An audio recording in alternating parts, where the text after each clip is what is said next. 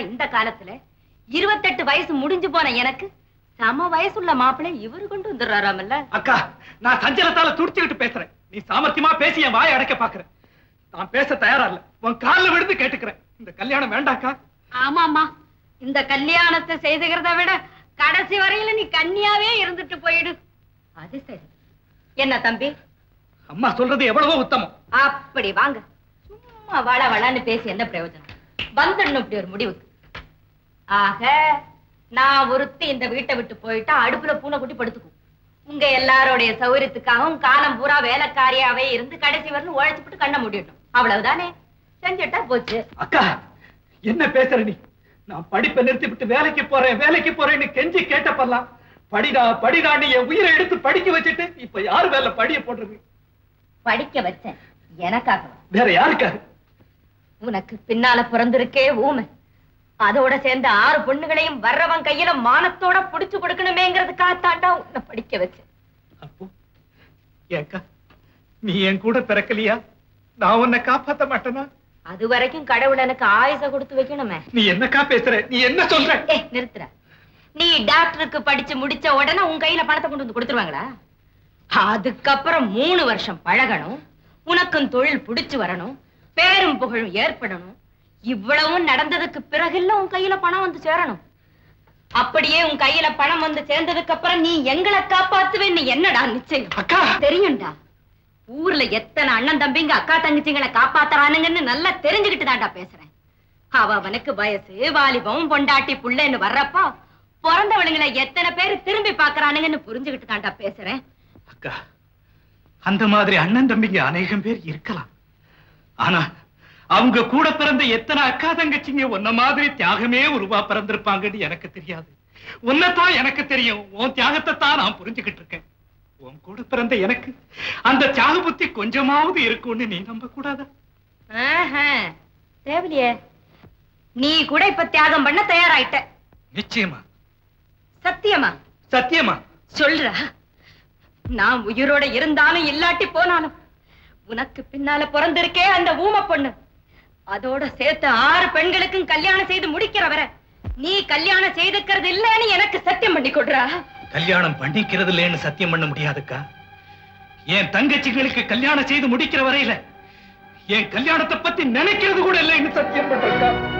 அப்பா, இந்த 6 பெண்களையும் நல்ல இடமா பார்த்து கொடுக்கணும்னா நீ டாக்டருக்கு படிச்சு முடிச்சாகணும் இல்லையா? ஆமா. உன்னை டாக்டருக்கு படிக்க வைக்கிறதுக்கே இந்த கல்யாணத்தை நான் செய்துதான் தீரணும். அக்கா, அதுக்கு வேற என்னமோ செய்துக்கலாக்கா. நான் எப்படியோ படிச்சுக்கிறேன். முடியாது. நான் படிச்சு காட்டுனா இல்லையா பாருங்க. உலகம் தெரியாம பேசாதே, ஒண்ணும் முடியாது. என்னக்கா உலகம் உலகங்கிற? உலகத்தை விடுறா. முதல்ல சொந்த வீட்டு சமாச்சாரம் தெரியுமா உனக்கு? என்ன? இந்த வீடு கடன்ல மூழ்கி போச்சுடா. என்னைக்கு உன்னை டாக்டருக்கு படிக்க வச்சேனோ அன்னைக்கே இந்த வீட்டு அடமானம் வச்சுட்டேன். இது வரைக்கும் இந்த விஷயத்தை நான் உங்ககிட்ட எல்லாம் சொல்லியிருக்கேனா? இந்த வீட்டுல எவ்வளவோ கஷ்ட நஷ்டங்கள்லாம் வந்திருக்கே, இதெல்லாம் உன் காது வரைக்கும் வரும்படியா நான் விட்டுருக்கேனா? இன்னைக்கு தானே சொல்றேன். ஏன் என் சாமர்த்தியம் ஒன்னும் பலிக்கலடா. எந்த நிமிஷம் கடங்கார இந்த பொட்ட பசங்களை வீட்டை விட்டு வெளியே விரட்டிடுவானோன்னு என் சரீரமே நடுங்கிட்டு இருக்குதா. நம்ம கண்டு பரிதாபப்படுறவங்க இருக்காங்க, அவங்க கையில பணம் இல்லை. எனக்காக கண்ணீர் விடுறவங்க இருக்காங்க, அவங்க கையில காசு இல்லையே. யார் யார பாக்கணுமோ, எங்கெங்க கேட்கணுமோ, யார் யார் காலில் விழுகணுமோ அவ்வளவு செஞ்சு பார்த்துட்டு இனி முடியாதுங்கிற முடிவுக்கு வந்த பிறகுதாண்டா இந்த முடிவுக்கு வந்திருக்கேன். என்ன விட்டு போன வாரம் கொடுத்தா சரியா போச்சா? அதுக்கு முந்தின வாரம் அவிடவிட் டைப் பண்ண டைப் ரைட்டிங் கூலி கூட உங்களுக்கு கிடையாது. அட, என் பாக்கி தான் கொடுக்கல, நான் மெதுவா வாங்கிக்கிறேன். அந்த டைப்பிஸ்ட் என் உயிரே வாங்கிட்டு இருக்காரு ஐயா. அந்த 20 ரூபீஸ் டான் தூக்கி வைக்க கூடாது சார்? நான் 20 ரூபீஸ் கொண்டு வந்து கொடுத்துட்டேன். அது இல்லையா, அதுக்கப்புறம் சார் 2 பாயிண்ட் மாத்திடி சொன்னார் அந்த ரீடைப் கூலி. இது என்னப்பா இங்கே பெரிய சிக்கலா இருக்கு? இது என்ன டைம்? இது என்ன டைம்னு கேக்குறேன். கேஸ் மும்முரமா நடந்து முடிய போற டைம். இந்த நேரத்துல பணத்தை மைண்ட்ல வச்சுட்டு கோர்ட்ல பேசினா பாயிண்ட்களை விட்டுருப்பா. அப்புறம் கேஸ் என்ன ஆகுது? எப்படியாவது ட்ரை பண்ணி 2 நாள்ல பணத்தை கொண்டு வந்து கொடுத்துறேன். ஏன் சார் இப்ப கேஸ் எப்படி நடந்துச்சு? அதான் சொன்னேனப்பா, opposite side very very strong, ஓ சைடு பாயிண்ட்கள் எல்லாம் வீக்கா இருக்கு. பாயிண்ட்களை எடுத்து நான் பேசக்கூடிய முறையில, அதாவது என் பேச்சு திறமையில தான் இருக்கு உன் கேஸ் ஜெயிக்கிறது. சார் என்னமோ நான் உங்களை தான் சார் கடவுளை போல நம்பி இருக்கிறேன். இது உங்களுடைய சொந்த கேஸ் போல நினைச்சேன். சொந்த கேஸுக்கு ஃபீஸ் உண்டு, பணத்தோட வா. சரி சார். ஏன் சார் கேஸ் அந்த ஆள் பக்கம் வீக்காவா இருக்கு? யார் சொன்ன? இப்ப நீங்க அவங்களுக்கு சொன்னீங்களே. அடா அவங்கிட்ட பணத்தை நான் அப்படி வாங்குறதுக்காக சொன்னப்பா. கேஸ் அவன் பக்கம் தான் ஸ்ட்ராங். நிச்சயமா அவன் தான் ஜெயிப்பான். அட கேஸ் ஜெயிச்சதுக்கு அப்புறம் பணத்தை வாங்குறதுக்கு நான் அவன் மேல கேஸ் போட்டுக்கிட்டு இருக்க முடியுமா? ஏயா திருவடங்கர் கோவில சோழ பிரம்மதியை உட்கார வச்ச மாதிரி உட்கார வச்சு வேடிக்கை பாக்குறிய? பொண்ணு காணுமே. நான் தான் அப்பவே சொன்னேனுங்களே, அந்த பொண்ணு கரெக்டா 5 மணிக்கு தான் உங்களை இங்க அழைச்சிக்கிட்டு வர சொல்லுச்சு. 4:30 மணிக்கு புறப்பட்டா போதும்னு சொன்னேன். நீங்க 3 மணிக்கே புறப்பட்டு ஊருக்கு முன்னாடி இங்க வந்து உட்கார்ந்துகிட்டு இருந்தா அந்த பொண்ணு தான் என்ன செய்யும், இல்ல நான் தான் என்ன செய்வேன்? ஆமா, அந்த பொண்ணுக்கு ஊடு இருக்கும்போது கோவில்ல வந்து என்ன மீட் பண்ண சொல்லிட்டேங்க. வீட்டுல அவங்க அம்மாவுக்கும் தம்பிக்கும் இந்த கல்யாணம் நடக்கிறதுல அவ்வளவு சம்மதமா எனக்கு படல. அவங்க சம்மதிச்சா என்ன, சம்மதிக்காம பண்ணலாம். பொண்ணு மனப்பூர்வமா சம்மதிக்குது இல்ல? சம்மதிக்காமலா உங்களை இங்க வர சொல்லி இருக்கும். தானே கேட்டேன். என்னங்க இந்த பொண்ணு வந்துருச்சுங்க. போயிடு போயிடு போயிடு. இருங்க, அறிமுகப்படுத்தி வச்சுட்டு போயிடுறேன். வாமா வாமா. அம்மா நான் சொன்னனே அவரு இவர பாத்திருக்கேன். பார்த்தோம், நாங்க பார்த்துட்டோம். என்ன ஏதே விஷயம்? சன்னிதானத்துக்கு போய் பேசுவோம். சன்னிதானத்துல சங்கதி பேசுவோம்.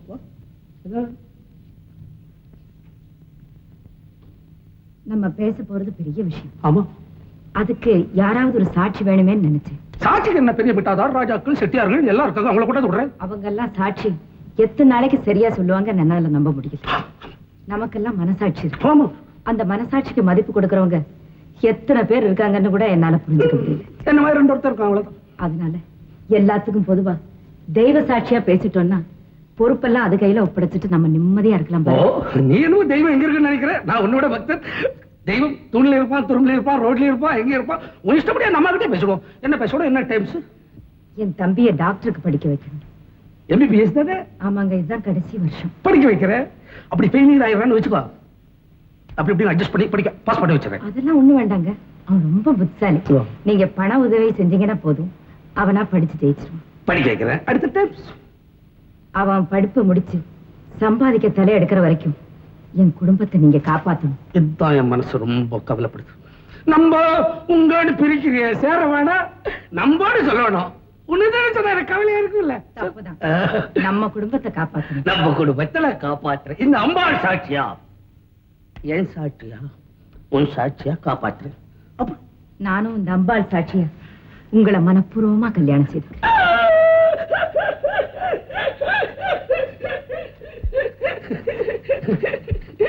மச்சனமுள்ள காலேஜ் திறக்கிறதுக்கு இன்னும் 3 நாளா இருக்கு. ஆமாங்க. பத்தியா எவ்வளவு அக்கறை உன் குடும்பத்து மேல இருந்தா இதெல்லாம் தெரிஞ்சு வச்சுக்கிட்டு இருக்கேன். இந்த பணம் இவ்வளவு எதுக்குங்க? 1000 ரூபாய் இருந்தா போதுமே. வச்சுக்கோ. இவ்வளவு எதுக்கு அவ்வளவு எல்லாம் உனக்கு தானே, சாவி உங்ககிட்ட கொடுத்துட்டு போறேன். அப்புறம் உன் இஷ்டம். ஆனா இன்னொன்னு, கல்யாணம் ஆகுற வரைக்கும் வெளியே தெரியக்கூடாது. ஏன்? ஏன்னா எங்க அம்மா இருக்காளே கிழவி, அவ வேற ஒரு பொண்ணை கட்டுறதா இருக்காங்க. எனக்கு அவங்களெல்லாம் பிடிக்கல. எனக்கு மனப்பூர்வமா உன்னதான் பிடிக்குது. அதனால வெளியே தெரியக்கூடாது. அதுவும் என் மகனுக்கு தெரிஞ்சதுன்னா உடனே ஸ்டே ஆர்டர் வாங்குவான். அடுத்த ஞாயிற்றுக்கிழமையே சாயந்திரமா இங்க கல்யாணம் பண்ணிக்கோ.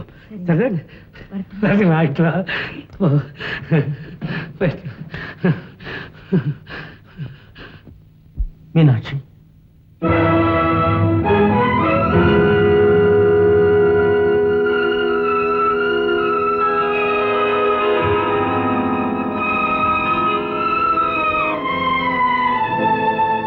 மீனாட்சி, நீ செய்த முடிவு 100க்கு 100 சரியான முடிவு. இதயம் படைச்ச எல்லாருமே வாழ்த்து கூறி வரவேற்கும் முடிவு. ஏழைக்கு வறுமைதான் சொந்தமே தவிர அவன் இதயம் கூட அவனுக்கு சொந்தம் இல்லைங்கிறது இந்த உலகத்துக்கு எடுத்து காட்டுற முடிவு. எதிர்பாராத விதமா கோவிலுக்கு வந்த எனக்கு நீங்க 2 பேரும் பேசிக்கிட்டு இருந்த எல்லாத்தையுமே கேட்கிற சந்தர்ப்பம் கிடைச்சது. அத பத்தி என்ன நினைக்கிறீங்க? நீ என் மேல வச்சிருக்கிற அன்பை விட உன் குடும்பத்து மேல அதிக பாசம் வச்சிருக்கிறேங்கிற ஒரே நம்பிக்கை தான் எனக்கு ஏற்பட்டது.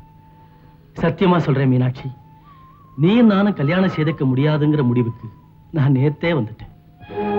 நீ எனக்கு எட்டாம போயிட்டேங்கிறதுக்காக நான் இப்படி எல்லாம் பேசுறதா நீ தயவு செய்து நினைக்காது.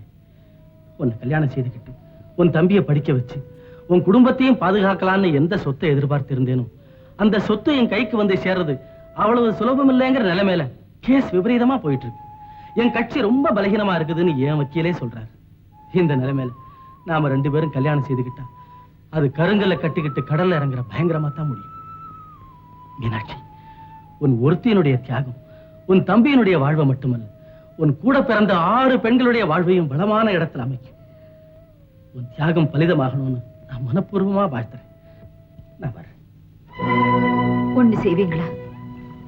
என்ன? நான் தியாகம் செய்ததாக நீங்க எல்லாருமே சொல்றீங்க. அது உண்மையா இருந்தா என்னுடைய தியாகத்தை பூர்த்தியாக்கும் காரியங்கள்ல உங்க கல்யாணமும் அடங்கி இருக்குங்கிறது என்னுடைய நம்பிக்கை. புரியலையே. நீங்க சீக்கிரமா ஒரு கல்யாணத்தை செய்துகிட்டு உங்க மனைவியோட எங்க வீட்டுக்கு வரணும்.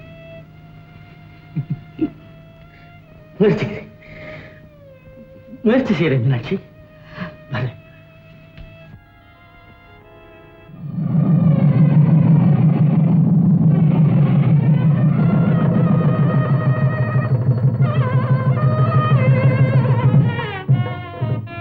நான் வர்றதுக்குள்ள வீட்டுல போய் ஊதணும்.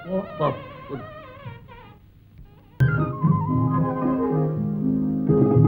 ஐயோ, குழந்தை எப்படி வச்சுக்கிட்டு பால் கொடுக்க கூடாதுமா, பொறை ஏறிடும். எப்பவுமே குழந்தைக்கு பால் கொடுக்கும் போது தலை மேல இருக்கணும்.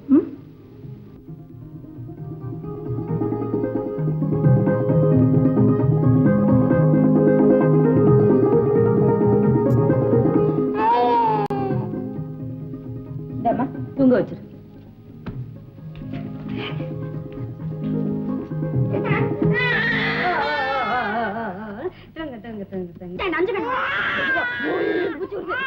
இப்படி தூங்க வச்சா அது எப்படி தூங்கும்? ஏதாவது தாலாட்டு இல்லாட்டு பாடினா கேட்டுக்கிட்டே அது பாட்டுக்கு தூங்கிடும். எனக்கு எந்த தாலாட்டும் தெரியாது சித்தி. ஏம்மா, பொம்பளை பிள்ளைங்க தாலாட்ட கத்துக்கிட்டா பாடணும்.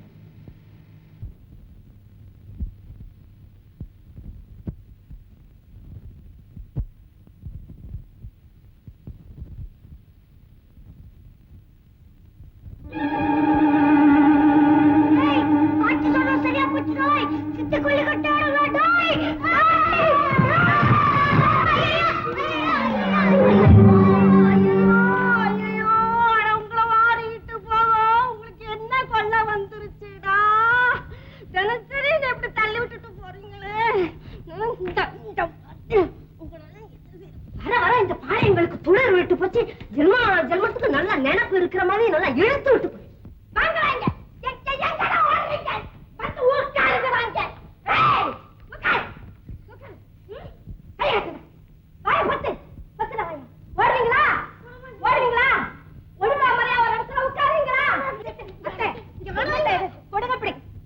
நீங்க போய் கொல்லிக்கட்டை எடுத்துக்கிட்டு தப்பி தவறி அதுங்க கையிலயோ காலிலயோ பட்டுடுச்சுன்னா திரும்ப வருமா?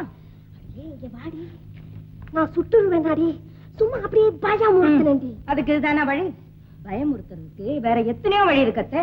அடியே, இதுகளை பத்தி உனக்கு ஒண்ணும் தெரியாதடி. இந்த குட்டி சாத்தானுங்க இந்த கொல்லிக்கட்டை ஒண்ணுக்கு தாண்டி பயப்படுவானுங்க, ஒண்ணுக்கு தான் பயப்படுவாங்க. அதெல்லாம் சரிதான். இனிமே விளையாட்டா கூட இந்த கொல்லிக்கட்டை மட்டும் குழந்தைங்க முன்னால நீட்டாதீங்க. அதுகளுக்கு என்ன தெரியும்? பச்சை மண்ணுங்க. உருட்டி மிரட்டி ஒழுங்கா வைக்கிறத விட்டுட்டு கொல்லிக்கட்டையும் குண்டாந்தடியை தூக்கிட்டு என்ன தெரியும்? நல்லா இருக்கா? நல்லாதான் இல்லடி அம்மா.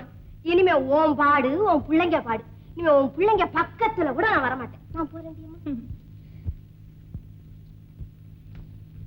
டேய், சித்தி ரொம்ப நல்ல சித்திடா. ஆமாடா, இந்த பாட்டி தாண்டா கொல்லிக்கட்டை சுட வருது. சித்தி சுடமாட்டா போல இருக்குடா. டேய், சித்தி போய் நேரா போய் கட்டுமா? கட்டுவோம்டா. வாங்க. ஏன் அங்கே நிக்கிறீங்க? இப்படி வாங்க. என்ன வேணும் உங்களுக்கு? நீ எங்களை குத்தி வைப்பியா? இல்லையே, எதுக்காக குத்தி வைக்கணும்? நான் அப்படி எல்லாம் செய்ய மாட்டேன்யா. நீ எங்களை கொல்லிக்கட்டையால சுடுவியா? சே, பாட்டி சுட வந்த போது கூட நான் வேண்டாங்கல. சித்தி, இங்க வா. என்ன ராஜா? அங்க பாத்தியா சைக்கிள் இருக்கு. ஆமாம், பாட்டி உங்களுக்கு எட்டாம எடுத்து வச்சுட்டா. அத நீ எடுத்து தரியா? ஓ, இப்பவே எடுத்து தரேன்.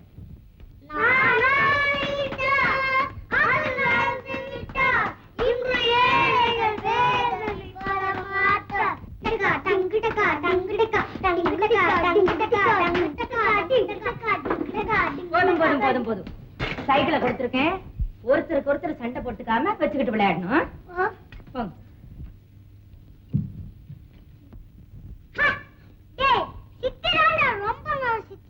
பாட்டி தாண்டா சித்திய பத்தி போய் சொல்லிட்டான். வாங்கடா, பாட்டி வச்சுட்டுவோம்.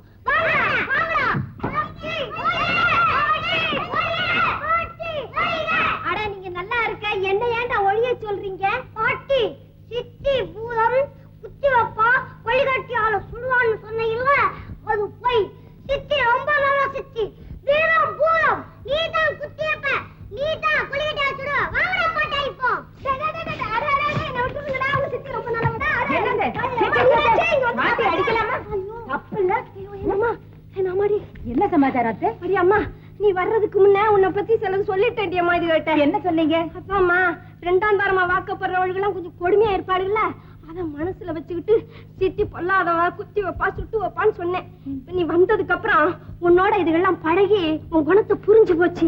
இப்ப நீ சித்தி ரொம்ப நல்லவளாம், பாட்டி பூதமா குத்தி வைப்பாளாம் சுட்டு வைப்பாளாம். அடியே அம்மா எல்லாம் சேர்ந்துருச்சு.